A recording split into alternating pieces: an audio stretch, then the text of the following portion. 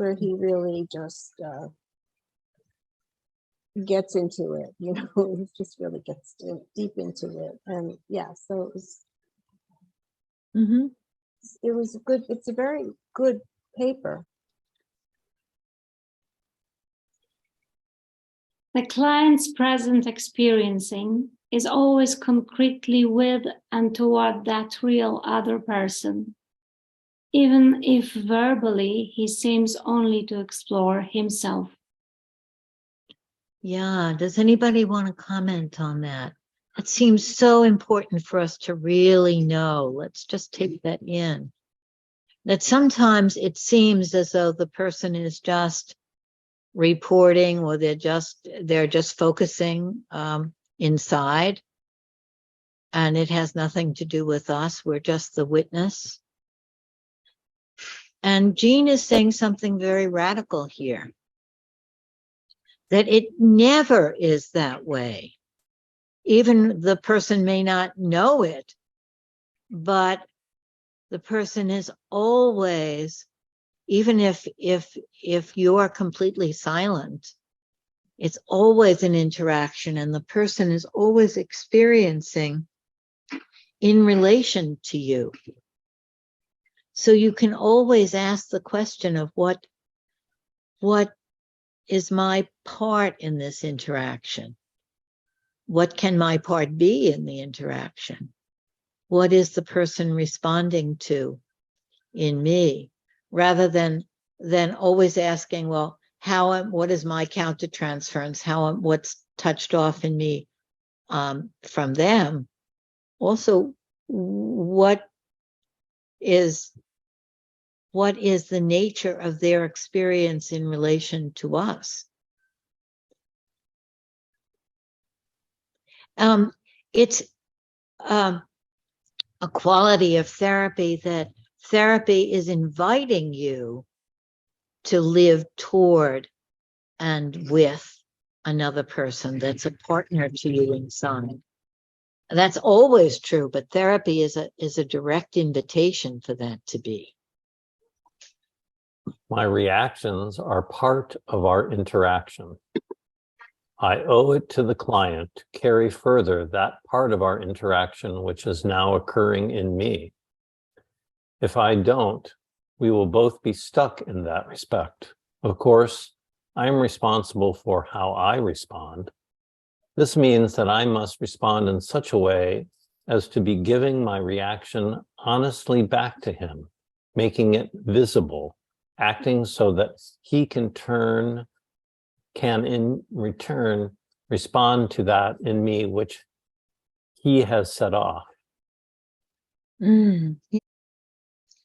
That my reactions are always a part of the interaction. Let's just have somebody else read that same quote just to hear it in a different voice. My reactions are part of our interaction. I owe it to the client to carry further that part of our interaction, which is now occurring in me. If I don't, we will both be stuck in that respect. Of course, I am responsible for how I respond. This means that I must respond in such a way as to be giving my reaction honestly back to him, making it visible, acting so that he can, in turn, respond to that in me which he has set off. Okay, you can continue. Thus, yeah. I will simply act out in therapy, or at least I won't only do that, but I will also carry my own feelings further in me to let them become more fully what they are, since at first they are often only incipient.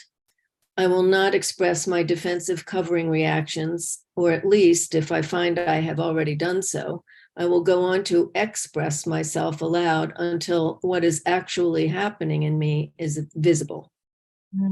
Yeah. You know, this could be a whole summary of Jen-Lyn's way of working in the relationship. Can somebody put that in your own words, or what you get from that? Now, what does it mean to, if you owe it to the client to give your own honest reactions What is an honest reaction? Have to do that, as he Right. said. What you get from this is that you owe it to the client. Oh, This is it a hurt. big thing, Yes, right? To respond, to carry it forward. right. And then I love the way he goes further and says you have to be honest. But then people sometimes think being honest is just blurting out your reaction, like, oh, that's too complicated, we can't be friends, or whatever your reaction is. And then I love that he goes further and it says, well, you don't just act out in therapy. You want to get to the underneath of where you really are with it, and carry it further in yourself before you respond. Of course, you don't always have that luxury in a passionate interaction. A non-response is also a response, as you realize, Arlene, that not responding is also a responding. So then you have to redress it. And he says that often it will be after you notice your defensive response that then that you can't always do it in the moment. You Yes. find yourself having been defensive or avoidant or whatever it is. Right. But then, he's giving us his sort of focusing advice here that we can go further and find underneath our defensiveness or triggeredness or reactiveness, whatever it is, what might be there with and for and toward the client and ourselves. So when you say you'd make a wonderful friend, but I feel like we have to sacrifice that, there's a lot in that and a lot to focus on first of what that means and Right. how to express that and being available to that conversation. Yeah. Does anybody else have anything about those two paragraphs? We have. Well, I can briefly say I was with Esther Menaker for almost 4 years as a supervisor, and we decided mutually that that time was over. And I came into the last session and I started to cry. And I was so stuck in the losses, not just that I wasn't going to be able to, we had chosen mutually. And I was crying away. I didn't have words. And she looked at me and she reached across and she took my hand and she said, Stephen, I'm not dying. How about lunch next month? And that actually shifted us into the realization that she was available for a very loving friendship over a number of years, but it healed a whole level of loss where that hand and that we can continue on. She did say, we're just adding to our relationship.